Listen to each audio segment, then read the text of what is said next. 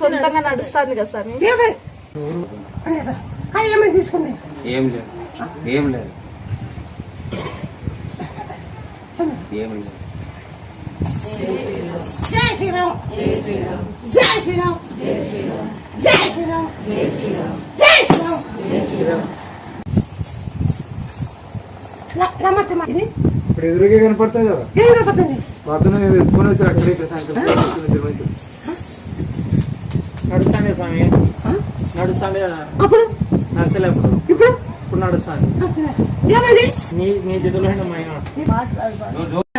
ఏం చేస్తున్నావు అని అడిగినావా? చదువు అయిపోయింది స్వామి అన్నాడు. జాబ్ పోవాలనుకున్నానంటే నన్ను తలుసుకొని నువ్వు ముందుకు పో, నీకు వస్తుంది అన్నాడు. పోయినాక 4 రోజులకే అటు బెంగళూరు పోయి ఆడే జాబ్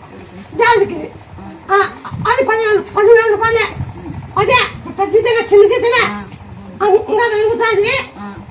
నేను అనుకునే చేయండి, అనుకునే చేతి పెట్ట ఇంకో పిల్లలు కూడా కావాలి మీకు.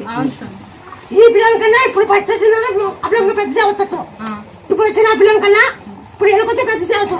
బాగా గుర్తుపెట్టుకో. జాబ్ వస్తే నేను పట్టుకుంటా, జాబ్ రాకపోయినుకో నువ్వు నేను పట్టుకోవచ్చు. కాకపోతే ఏం మాట ఇచ్చినావండి. నువ్వు చెప్పింది కరెక్ట్ అయింది, నువ్వు చెప్పింది కరెక్ట్ అయింది. ఇప్పుడు నాకు తగ్గలే. ఏదో మధ్యాహ్నం పూట్ల గొర్రెలు పోయినాయి లేదు అటు పోదాం పోయి వస్తాం. అవతేకి ఏమన్నా పూజ అయ్యేటప్పుడు వచ్చినాం మేము. పూజ అవుతాడు అవ్వ నిమ్మకాయ ఇచ్చింది, అది తీసిపోయి తిక్కున్నాను, బాగా మెలైంది. ఇప్పుడు కానీ నాకు పంట బాగా వచ్చింది. వచ్చినా మళ్ళీ ₹1,00,000 పంట వస్తే మళ్ళీ మొక్కను ₹1,00,000 పంట వస్తే చాలు అని ఆస్తో మొక్కను పోయినాము, వచ్చింది అంత వచ్చినాము. వచ్చినావో దానికి వచ్చినాము. మేము తొట్టులో పెట్టి మేము మొక్కను పోయినాము, నా మొక్క మీద అంతే వచ్చినాము. తప్పకల్లా చేనులో పెట్టింది, చేనులో పెట్టింది కాయ ఇచ్చింది, అది పెట్టింది. వచ్చిందవా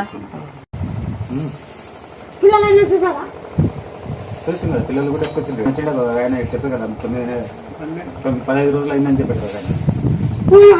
12 ఏళ్ళకి ఇచ్చిన కొడుకునా, 12 ఏళ్ళకి 12 ఏళ్ళకి ఇచ్చింది.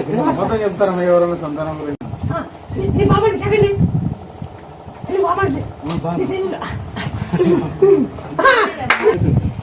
అడుగులో చెప్పింది ఏ సామాన్ అంటే ఆ మొత్తం వేస్తాను, నువ్వు మార్చు మొగ్గులో నేను ఇస్తాను, నా పేరు పెట్టాలని నేను చెప్తాను. అత్త మొగ్గులో వచ్చింది. స్వప్న స్కానింగ్ అడుగులండి, డోర్లో చూస్తుంది. అడుగులో అని చెప్పి ఇక్కడ స్వప్నాలో చూస్తుంది. మా పిల్లలు సొంతం దాడు వాళ్ళూరులో చూపిస్తే అడుగులో చెప్పి మా పిల్లలు